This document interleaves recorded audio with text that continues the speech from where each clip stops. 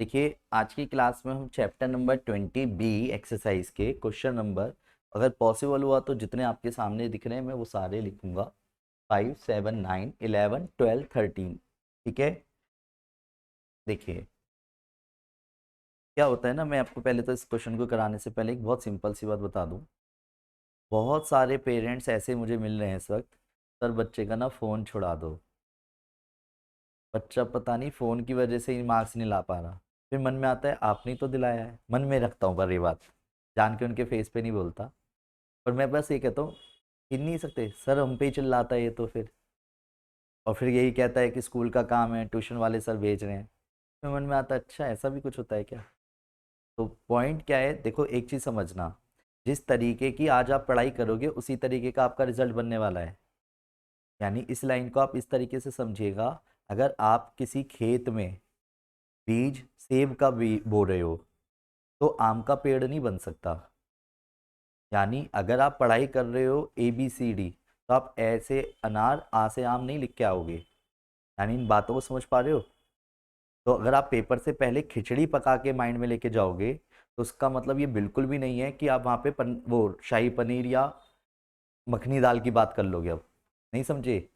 तो उसके लिए मेहनत लगती है भाई, टेस्ट तभी आएगा। तो सिंपल लाइन बोलूं, बोया पेड़ बबूल का तो आम कहाँ से हुए, दिन भर चलाए फोन तो पढ़ाई कहाँ से हुए, है ना। तो ये चीज आपको समझनी पड़ेगी, जितनी जल्दी इस बात को समझ पाएंगे उतना ज्यादा आप पढ़ाई कर पाएंगे। ठीक है। तो देखिए, two right circular cone X and Y are made, X having 3 times the radius of Y. उसने खुद ही क्वेश्चन में बोल दिया कि एक कोन की शेप है जिसमें एक्स क्या है एंड वाई क्या है। उसे का राइट सर्कुलर कोन, दो कोन है, एक एक्स एक वाई, जिसमें एक्स की जो having 3 times the radius of Y के है। यानी दोनों दो कोन है हमारे सामने। तो पहले मैं एक काम करता हूँ, दो कोन अपने सामने पहले बना लेता हूँ। यस और नो। तो जैसे कि एक कोन दे दिया उसने, दूसरा कोन दे दिया। एक कोन का नाम क्या है क्वेश्चन में, एक्स, और एक कोन का नाम क्या है, वाई। इस एक्स की रेडियस को स्मॉल आर से डिनोट कर लेते हैं और स्मॉल वाई को कैपिटल आर से, भी समझाने के लिए। ठीक है। और calculate the ratio between the Heights. अब उसने कहा जो इसकी हाइट को h मान लेता हूँ और इसकी हाइट को कैपिटल H मान लेता हूँ। जैसा जैसा क्वेश्चन बोलेगा वैसा वैसा के लिख लेता हूँ। क्वेश्चन में क्या गिवन है, क्वेश्चन में गिवन है कि रेडियस जो है इसकी, x की radius, x having radius of x having, ये बोला गया x having 3 times the radius of y, यानी रेडियस की बात कर रहा होगा। यानी x की जो रेडियस है वो 3 times है इसकी रेडियस के, y की रेडियस के। ये क्लियर है। या ये लिखूं capital R is equal to 3 times of small r, by default ये बोला गया है। यानी अकॉर्डिंग टू क्वेश्चन आपको ये दिख रहा है, पर ये इधर वाला बनना चाहिए था, ये इधर बनना चाहिए डायग्राम, क्योंकि रेडियस बड़ी बोली गई। पहले क्लियर बोलो हाँ। पर कॉन्सेप्ट उसके बाद उसने कहा कि हमारे से क्या, calculate the ratio between the heights of X and Y. और उसने एक और चीज बोली है साथ में हेल्प करने के लिए, जो Y having half of the volume of X, यानी वॉल्यूम ऑफ वाई, यानी वाई कौन, हाफ, किसके हाफ होगा, वॉल्यूम ऑफ एक्स के। ये क्लियर है, वॉल्यूम ऑफ एक्स के, ये क्लियर है। अगर मैं वॉल्यूम ऑफ एक्स का हाफ करता हूं तो इसके वॉल्यूम के बराबर आएगा। ये लैंग्वेज क्लियर है। अब आराम से अगर मैंने सोचा तो मैं क्या, वॉल्यूम ऑफ वाई के नीचे, पर हमें एक्स का पहले चाहिए वाई का बाद में, तो 2 को तो इधर ले गया, तो volume of X upon volume of Y लिख सकता हूं। बोलो हाँ। नहीं आया क्या, बोलो हाँ या ना। नहीं आया।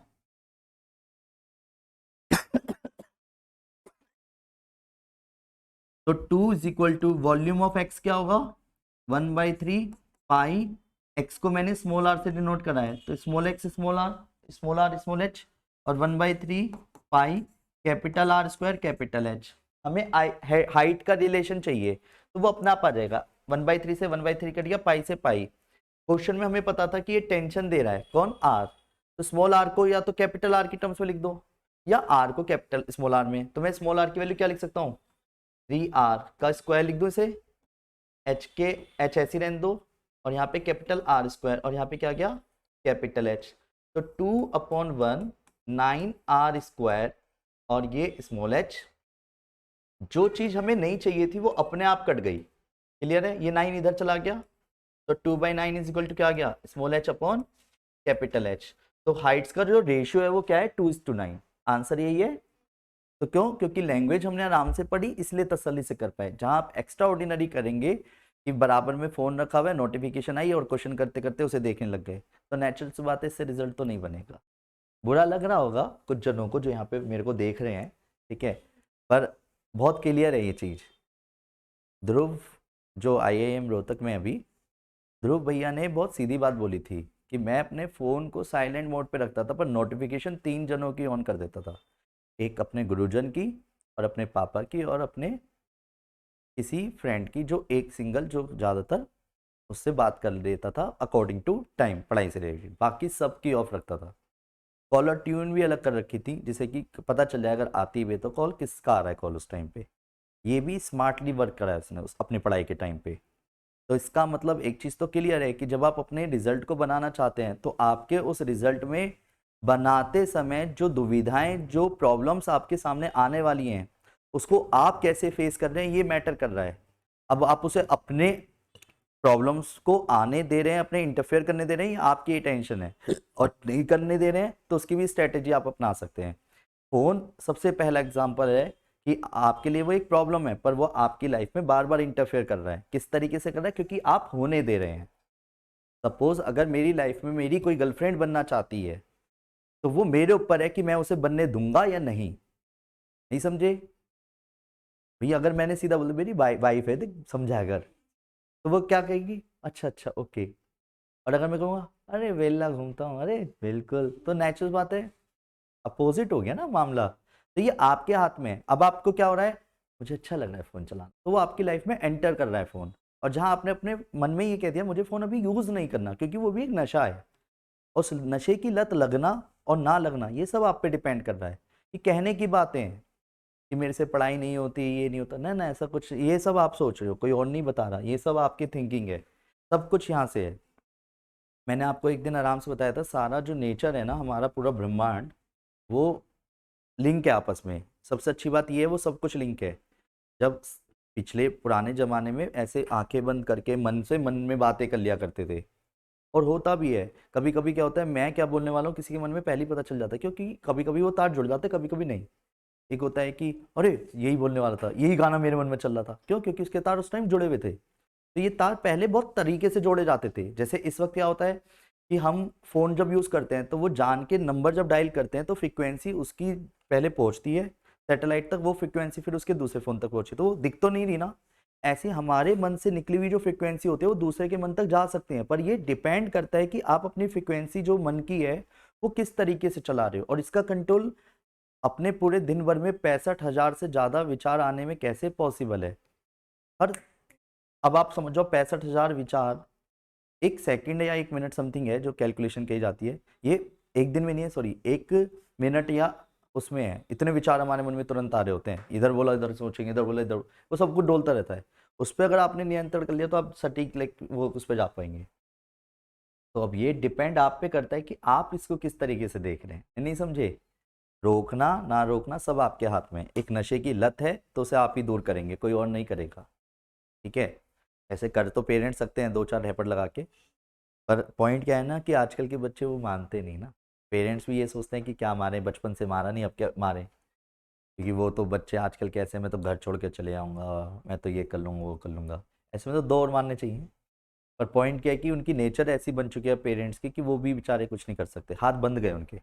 इसके ऊपर एक छोटी सी स्टोरी बताता हूँ। जैसे एक हाथी होता है, हाथी, एक बार क्या होता है, जो हाथी पालते हैं उनको क्या बोलते हैं, मैं से कुछ बोलते हैं शायद,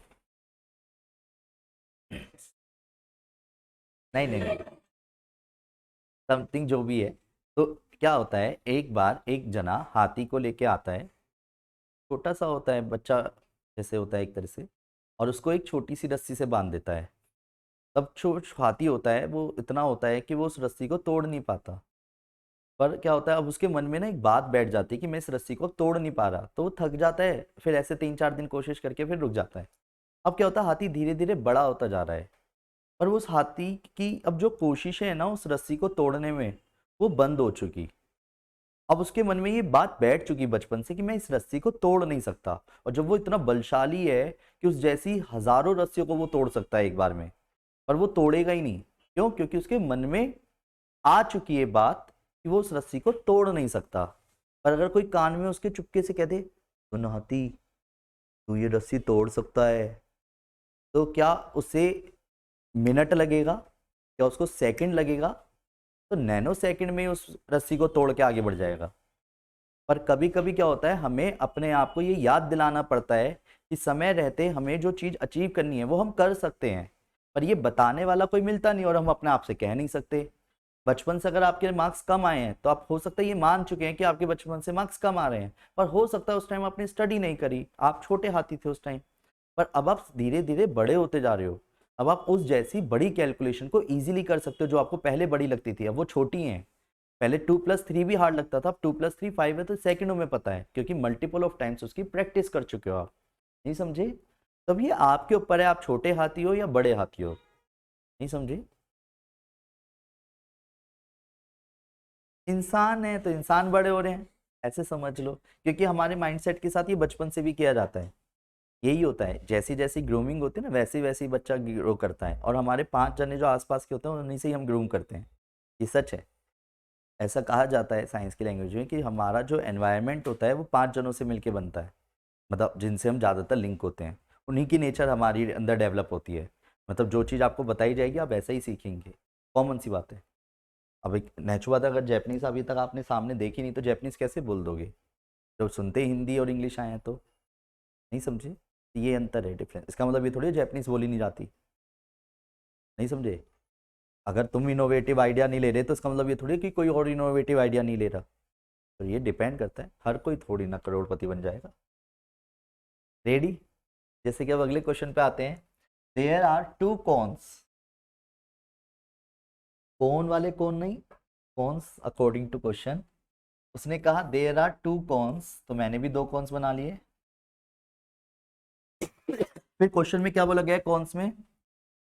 there are two cones, the curved surface area of one is twice that of the other.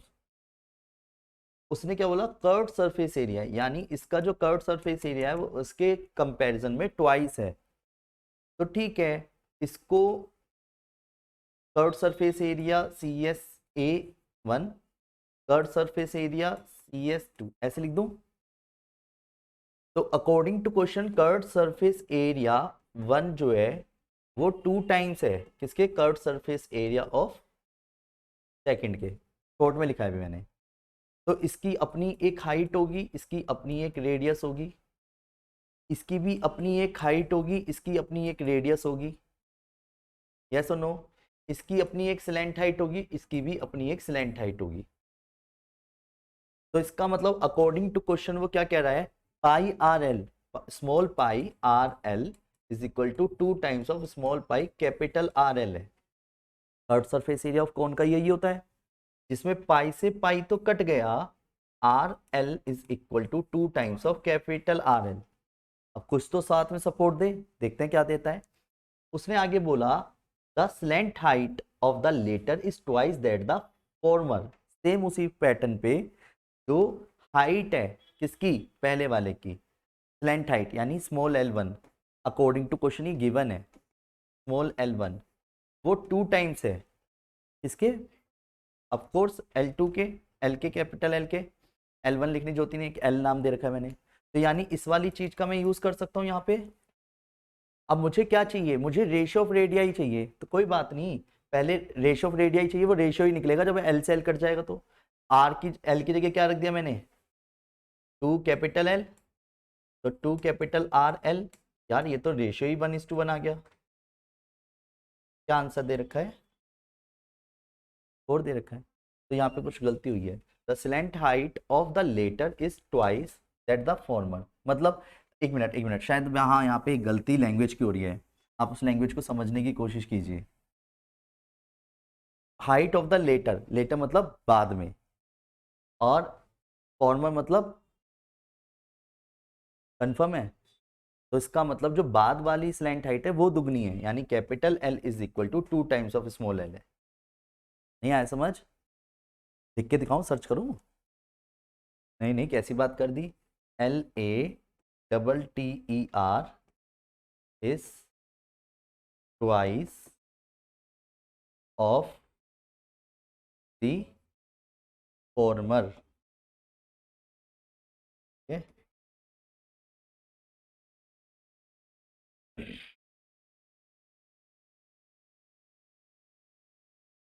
According to question क्या बोला गया है? डेट, क्या लिखना था यहाँ पे मुझे वापस है? अच्छा, क्वेश्चन ही आ गया क्या? तो हिंदी में कैसे करूँ? ठीक है। अरे ज़्यादा हो गया ये तो, ये ज़्यादा हिंदी हो गई। इतनी नहीं भैया, इतनी नहीं, कहाँ से करूँ मैं वापस इसे अब? अरे वो तो कर ही देंगे फिर लास्ट में एट द एंड। मैं तो इससे ये वापस जाना चाह रहा हूँ कि वो हिंदी तो कैसे कन्वर्ट करूँ मैं इसे। सेव किया गया बेहतर भैया, भाषा हिंदी थी और जगह डिस्प्ले हो भैया।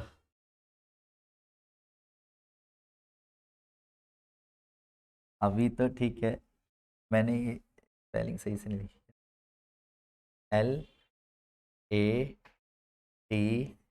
LATTER। अब जब सर्च कर ही रहे तो पूरा ही करेंगे।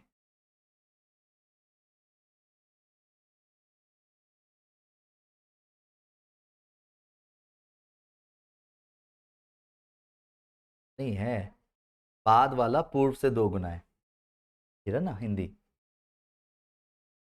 बाद वाला यानी लैंग्वेज हमने सही बोली थी, आप ही मेरी बात का विश्वास नहीं कर रहे थे। गलत बात है, करना चाहिए। ठीक है, तो इसका मतलब ये तो क्लियर है, बाद वाली स्लैंट हाइट इस 2 टाइम्स है पहले वाले की। डन। तो लैंग्वेज में 2, अकॉर्डिंग टू क्वेश्चन क्या आएगा? स्मॉल आर एल की जगह एल रहने दो भी, 2 कैपिटल आर एल की जगह क्या रख दिया? 2L। एट द एंड वो कटने हैं तो इस बात से कंफ्यूज मत हो। तो ये 4R हो गया। हमें क्या बोला है? रेशियो ऑफ देयर रेडियाई बताना है। ठीक है, तो 4:1 भी बोल सकते हैं अगर आप स्मॉल, अब उसने जब बोला है तो लैंग्वेज में हम पहले वाले कौन को पहली प्रायोरिटी दे देंगे। तो capital R upon small R 4/1, यानी small R upon capital R is equal to 4:1। ये आंसर हो गया रेडियाई का। आगे समझ नहीं आया? तुम कह रहे हो इसलिए मैं मान लेता हूँ। नेक्स्ट आगे बढ़ते हैं। क्वेश्चन नंबर 5 हो गया, क्वेश्चन नंबर 7 हो गया, देन क्वेश्चन नंबर 9 आप कह रहे हो इसलिए करा रहा हूँ। कमेंट तो नहीं करोगे? समझ आ गया तो है? बोलो हाँ। इस तरीके के क्वेश्चन ज़्यादातर कुछ बच्चों की दिक्कत देते हैं, क्यों?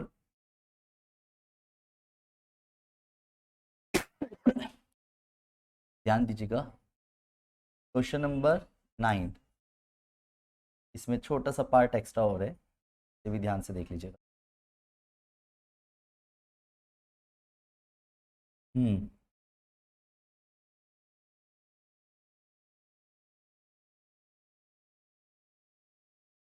देखिए क्वेश्चन में क्या बोला गया है? Former what length of canvas 1.5 metre in with. इस लाइन का बहुत बाद में यूज होगा, यानी एक कैनवा की लेंथ बताओ जो चौड़ाई में तो 1.5 मीटर है, पर वो लंबाई में कितना है ये नहीं पता अभी। तो मैंने ये मान लिया कि अकॉर्डिंग टू क्वेश्चन कि जो एक कैनवा है, क्या कि जो कैनवा की शेप है वो लाइक ऐसी एक, अकॉर्डिंग टू क्वेश्चन तो ऐसी मान के चलूंगा, यस और नो। अब उसने क्या बोला है इसमें, इसकी जो लेंथ है वो एल नाम दे दिया मैंने, या कैपिटल एल नाम दे देता हूँ। सर ऐसा क्यों? क्योंकि हो सकता है स्मॉल एल देना पड़ जाए उसमें। ठीक है, और इसकी जो चौड़ाई है वो 1.5 मीटर है, तो एरिया क्या हो गया इस कैनवा का? एरिया ऑफ कैनवा क्या हो गया? क्यों हो गया ऐसा? एल इंटू बी, तो कैपिटल एन इंटू 1.5, यानी मैं ये कह सकता हूँ 1.5 एल है मीटर्स में। अब पॉइंट आता है कि क्वेश्चन को आगे बढ़ते हैं, तो is required to make conical tent 48 metre in diameter. Question की लैंग्वेज को अगर आप ध्यान से देखें तो एक क्वेश्चन की इस लैंग्वेज में उसने क्या बोला गया है, एक कोन के लिए आपको किस किस चीज की जरूरत है, डायमीटर, यानी यहां से यहां तक के लिए कितना चाहिए, डायमीटर कितना चाहिए 48 मीटर, ये बोला है उसने, और हाइट दे रखी है 7 मीटर। तो मुझे एक चीज बताओ, तो स्मॉल आर कितना हो गया 24, कोई बात नहीं, बच्चा डिवाइड नहीं कर पा रहा, 24। और स्लैंट हाइट क्या होती है L square H square plus R square, yes और नो। स्मॉल आर क्या हो रहेगा एच, यानी है 24 का स्क्वायर, स्मॉल आर यानी 7 का स्क्वायर। तो एल की वैल्यू 25 डायरेक्ट लिख दूं मीटर में ऑफ कोर्स।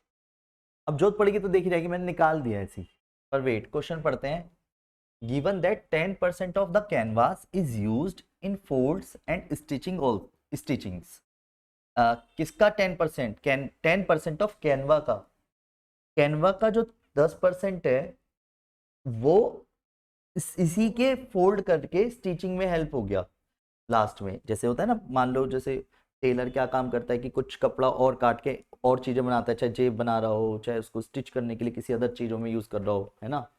तो वो स्टिच करने में उसने क्या करा, उस कैनवा का हिस्सा यूज कर लिया। तो यानी कि कितना कैनवा का हिस्सा यूज हुआ at the end, 10% come use हुआ होगा उस पूरे कोन को बनाने में। हमारे पॉइंट से देखा जाए, चाहे उसे वेस्ट माने हो कैसे भी, लैंग्वेज में बोला गया है कैनवा का 10% जो हिस्सा था वो यूज हो गया। क्लियर है, कैनवा का 10% हिस्सा मतलब बेकार हो गया एक तरह से। Canva is used in folds and stitchings 10%। तो find the cost of the Canva at the rate of 24 पर मीटर। तो कैनवा की कॉस्ट बताने के लिए आपको पहले ये एल चाहिए, जितनी लेंथ आएगी उसी लेंथ की सिर्फ मल्टीप्लाई कर देना 24 से, क्योंकि जितना कपड़ा मतलब कैनवा लंबा हो लेंथ के हिसाब से रुपए ले आता है, ना कि चौड़ाई के हिसाब से। ये क्वेश्चन ज्यादा टिपिकल रहते हैं, पर अगर आप कॉन्सेप्चुअली सोचो तो मैंने आपको इसका एक एग्जांपल ऐसे दिया था। मान लो दो दो एक रिबन लिया, उस रिबन की अपनी एक चौड़ाई है, पर रिबन देने वाला पर्सन रिबन की चौड़ाई के हिसाब से थोड़ी ना रुपए ले रहा है, वो तो लंबाई के हिसाब से रुपए ले रहा है। कुछ तो उसकी अपनी ब्रेथ तो होगी, उस बात से क्या मतलब है कि 2 मीटर है जी 5 रुपए का है, 10 रुपए दे दे, 20 मीटर दे दे तो 40, मतलब 20 × 5 रुपए के हिसाब से 100 रुपए लेगा। क्लियर है तो। अब पॉइंट ये आता है कि चलो जब हम, अगर अब एक चीज बताओ, उस कैनवा को जब वो फोल्ड करेगा तो क्या उसके सर्कल को भी बनाएगा या नहीं, कंफर्म है ये, तुम अपनी तरफ से श्योरिटी के साथ बोल रहे हो ना, या ऐसे ही बोल रहे हो। एक बार क्वेश्चन रीड कर लें, कुछ ऐसी चीज बोली तो नहीं गई है। तो उसने क्या बोला, एक make a conical tent, diameter दे दिया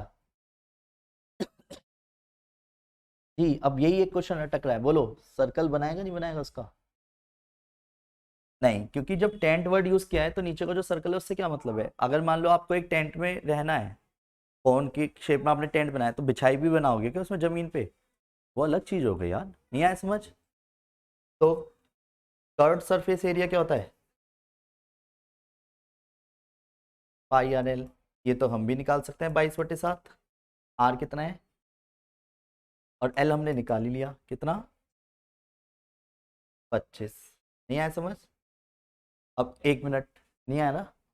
पर ये कर्व्ड सरफेस एरिया किसके बराबर होगा 1.5 एल माइनस 10% ऑफ 1.5 एल के, यस और नो। ये भी नहीं समझ आया होगा, आ गया पक्का। एक छोटी सी गलती क्वेश्चन बिगड़ जाएगा। अब इसी को जब मैं 1.5 का 10% निकालूंगा तो 0.15 आएगा, करूं है 10% के लिए 10/100, पॉइंट हटाया एक 10 आया, ये कट गया तो 0.15। अब 0.15 जब 1.5 में से जाएगा, 1.5 माइनस 0.15, नहीं आया समझ। एल, एल कॉमन निकाल दिया, कोई दिक्कत तो नहीं किसी को।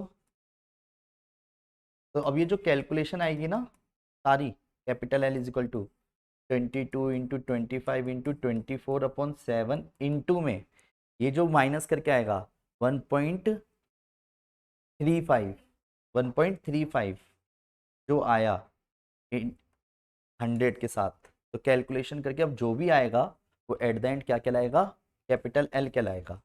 तो एक बार लेंथ को चेक कर लेते हैं, आपकी बुक से आंसर भी मैच हो जाएगा और क्वेश्चन भी हो जाएगा पूरा। तो आंसर अभी बताना मत, पहले निकालने दीजिएगा।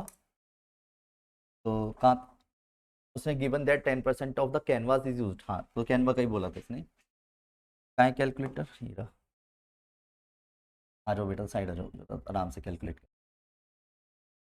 22 × 25 × 24 × 100, ठीक है, डिवाइड बाय 7 डिवाइड बाय 135, कितना है, यही है।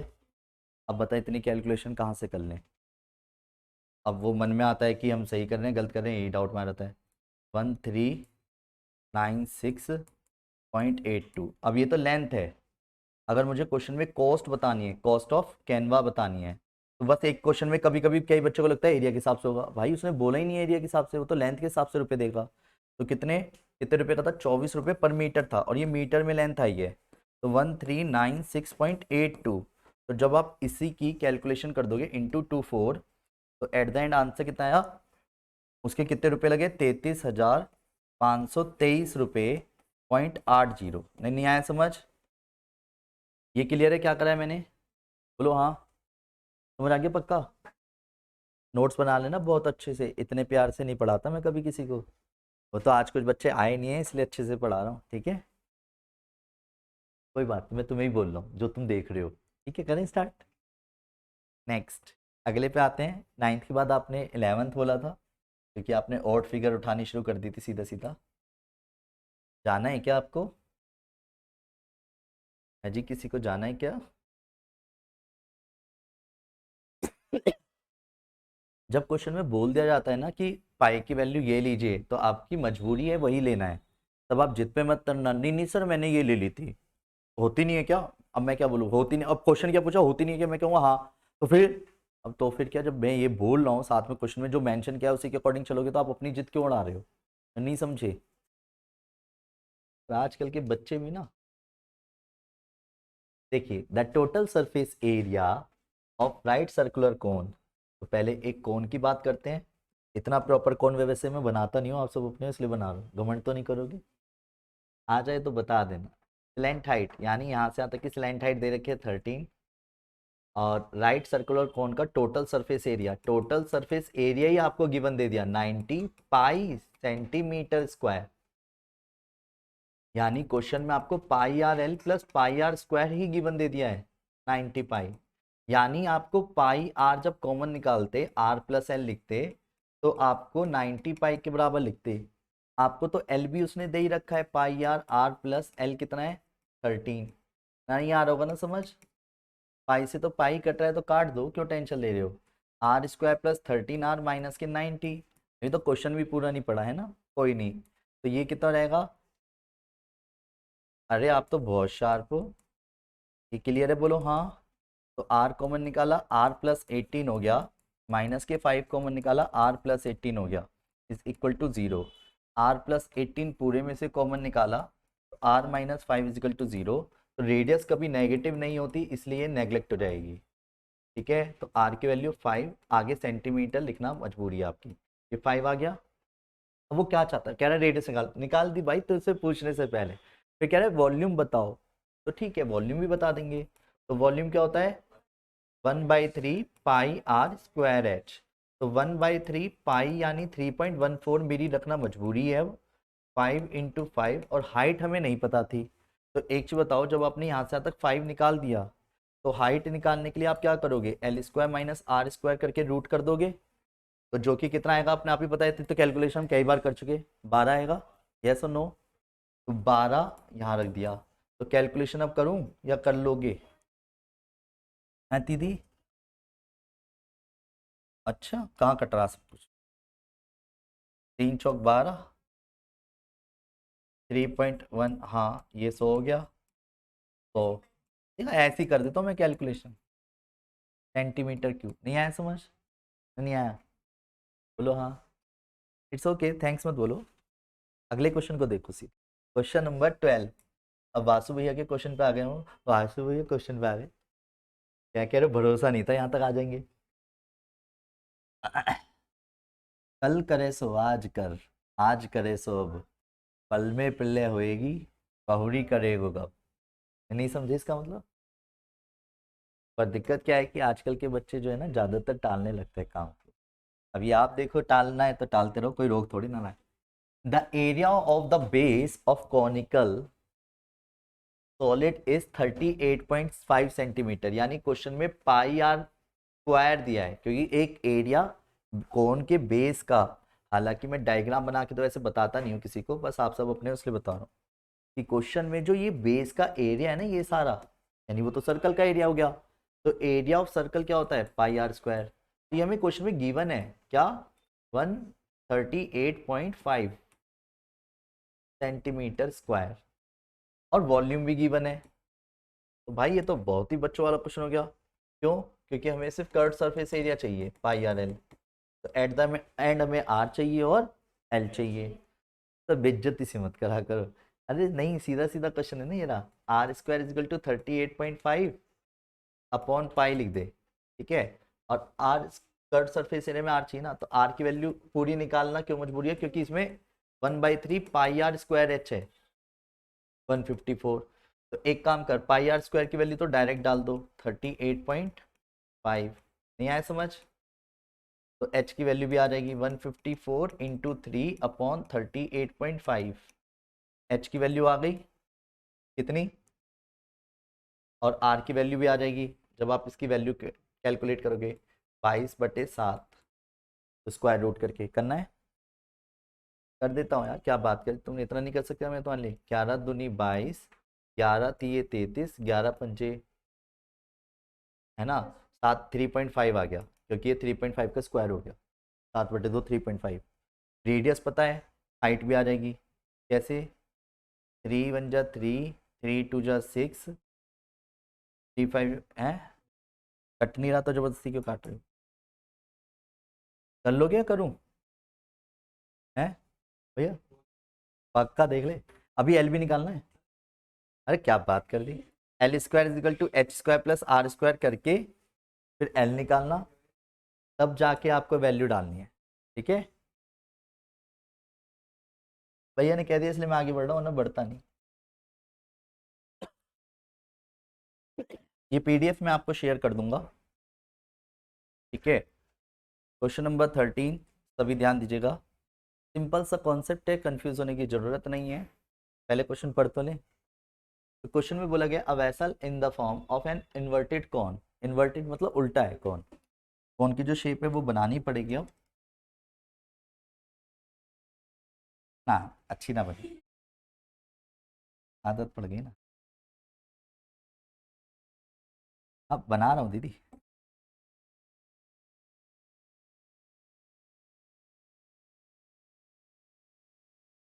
डन। क्वेश्चन तो अब नहीं है, कैसी कर लो। तो क्वेश्चन में क्या बोला गया है, in the form of an inverted cone is filled with water to the brim. तो नहीं नहीं, मिटाना नहीं है भैया, ब्रिम तक उसमें पानी भरना है।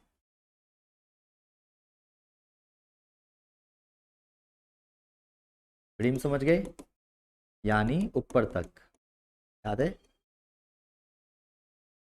फिर आगे क्वेश्चन में पढ़ते हैं, पानी भर गया जी, फिर आगे, इट्स हाइट इज 32 सेंटीमीटर। जब आप इस तरीके से डायग्राम बनाने तो एच बतानी जो होती है कि एच क्या है, ये बाई डिफॉल्ट अंडरस्टूड है। डायमीटर यहाँ से यहाँ तक दे रखा है 25.2, तो रेडियस क्या हो जाएगी, radius is equal to 25.2 divide by 2, कितना आ गया, और 1 2, ये क्लियर है बोलो हाँ, नहीं आ रहा। फिर 6 equal solid cones are dropped in it, छोटे छोटे कौन, ऐसे छोटे छोटे कौन इसके अंदर डाल दिए, 1 2 3, 4 5 6, ये 6 इक्वल हैं साइज के, थोड़े दूर रखे हुए हैं थोड़े पास रखे हुए ऐसे, इसलिए लग रहा है तुम्हें, ठीक है। वही, ऐसे जो 6 इक्वल कौन है तो इनकी भी कुछ रेडियस होगी, इनकी भी कुछ हाइट होगी। तो मैंने क्या कर, उसने क्या बोला पर, तो they are fully submerged, as a result 1/4 of the water in the original cone overflows. ये 6 के 6 जो आपको दिख रहे हैं ये सारे के सारे हैं, हाँ यही यही यही मैं कह रहा था, ये सारे के सारे क्या करा गया, ये सब इसके अंदर डाल दिए। डन। अब ये सारे डाल दिए तो no doubt according to question पानी बाहर आ गया।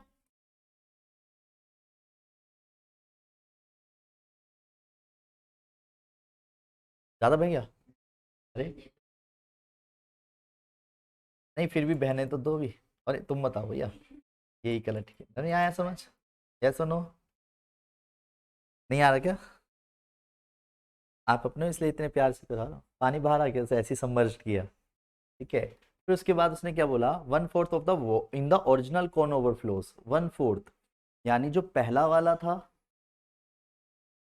तो इसका मतलब जितना ओवरफ्लो हुआ होगा उतना ही वॉल्यूम होगा 6 कौन का। तो एक तरह से क्वेश्चन में ये कहना गलत नहीं है, 1/4 अगर मैं ओरिजिनल वॉल्यूम का करता हूं तो वो किसके बराबर होगा, वॉल्यूम ऑफ स्मॉल 6 कॉन्स के। यस और नो? ये बिग कौन का वॉल्यूम है। तो 1/4 1/3 pi R square H, 1/3 pi R. R यहाँ पे अब मैं कैपिटल आर लिख रहा हूँ नाम। अब कैपिटल आर का मतलब वो कैपिटल नहीं हो गया है, नाम दिया है बस। या बेटर है कि इससे बढ़िया मैं आर डैश दे दूँ, नहीं समझे? तभी आप ये सोचो, ये इसकी अपनी हाइट है।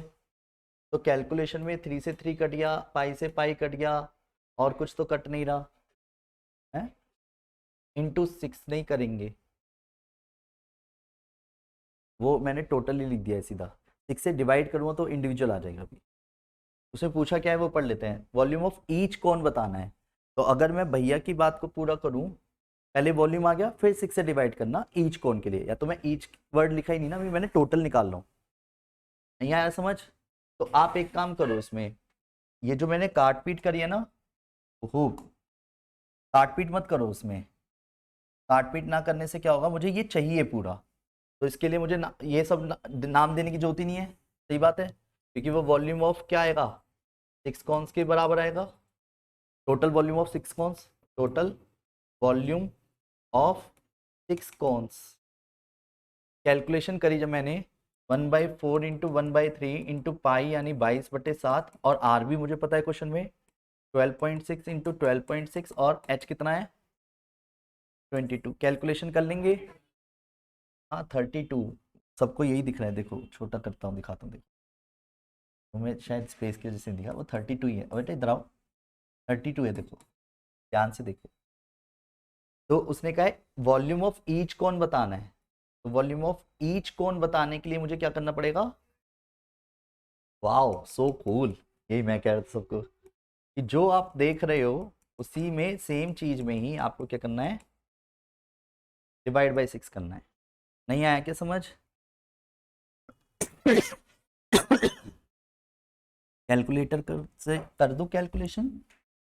22 into 12.6 into 12.6 into 32 is equal to divide by 4 divide by 3 divide by 7 divide by 6। Answer क्या दे रखा है, 221.76 सेंटीमीटर है, मीटर है, सेंटीमीटर क्यूब। नहीं आया समझ? हालांकि ये क्वेश्चंस मैं किसी के लिए करता नहीं हूँ, आप सब अपने इसलिए करें। ठीक है, समझ आ गया? तो उम्मीद करता हूँ आज की क्लास के सभी क्वेश्चंस आपके पूरे हो गए होंगे। टेक केयर बेटा जी, बाय बाय। अगर वीडियो पसंद आई है तो अपने दोस्तों के साथ शेयर कर लिया करो, घट नहीं जाएगा कुछ ना, खून की उल्टी हो जाएंगी। ठीक है, ओके बाय बाय।